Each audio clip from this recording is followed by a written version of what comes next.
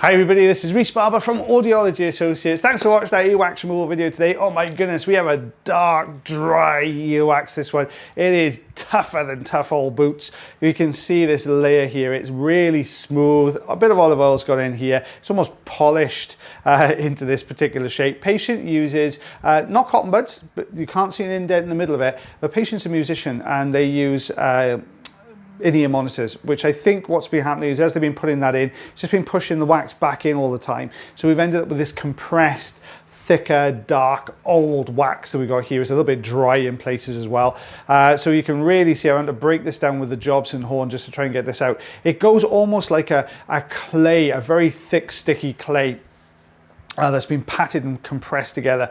Now what I'm doing here, I'm just trying to get a bit of purchase on this wax. Now what you tend to find with this type of wax is you get this sort of very hardened outer layer, and then this central layer is more like a compressed clay, maybe goes a little bit crumbly sometimes if it dries out a little bit, but this outer harder layer, I'm struggling to get this detached a minute, so I don't want to push too hard. If I push too hard into that wax plug, what's going to happen is I'm going to scrape the Jobson horn all the way along the canal wall, and that's not particularly pleasant for the patient. And as you know, Audiology Associates, we like our patients to go away feeling a lot happier than when they came in. So I don't really want to be scraping and poking and prodding in there. If we can get this out slowly but surely, that's exactly what we're going to do. So we've got this little bit coming away here, this little sort of section coming away the top. We're actually managing to scrape out a central section, take away the central core. That means then I can start to fold the sides in. Sometimes if we're really lucky, as we get a grip on the central section, you'll see a bit of the side section will come away with it here, but we can really see that harder layer down the bottom. Now, I do tend to switch between tools with this particular consistency of wax, and that's because I can lift with a suction tube, so I can bring it off the canal wall. Any other tool, I've got to go down and scrape along to take this away, whereas if I can take the central section away, I can just lift the sides. That's going to be far more pleasant for the patient to have done, and it also means that if we lift enough of it into the middle, we can get a really good grip then. Maybe introduce a little bit of olive oil in here as well, because you can see it's sticky as anything in there.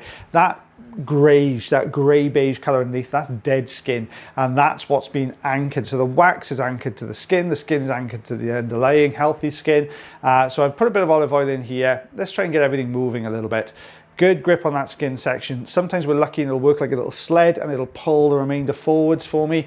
Unfortunately, it didn't quite do that in this case. It just peeled all the way up the sides, but that's fine. It's still coming out.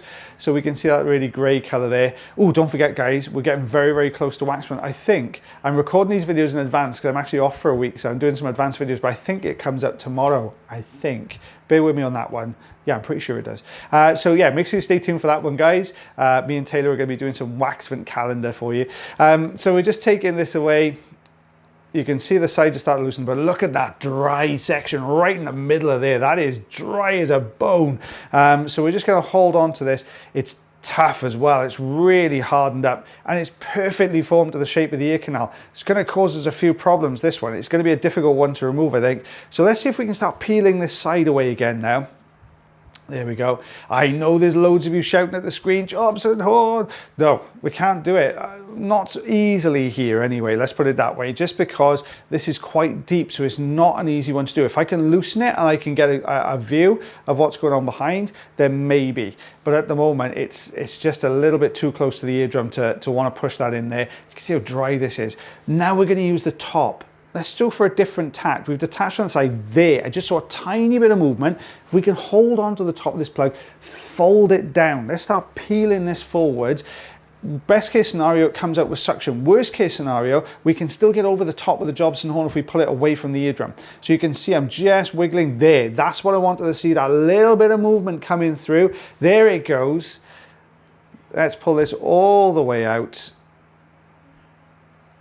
Oh, it's just got stuck. Oh, a little bit of oil covered the camera on the way out, unfortunately, but you'll get a good idea of the size of this thing. It's a nice size plug, that one. A little bit of dry skin hanging off the bottom there. But look at that, that is a lot clearer there. So this is where it looked like it started with just a wall of solid wax, but we can see the eardrum, patient very relieved. So 4 centimeters, just under 4 centimeters, just a smidge over 1.5 inches there, guys. So you can see a nice size wax removal, that one. Well, guys, thank you very much for watching our video today. I hope you enjoyed it. As always, take care of yourselves, take care of your ears, and take care of one another. And I'll see you for waxman. Bye, everyone.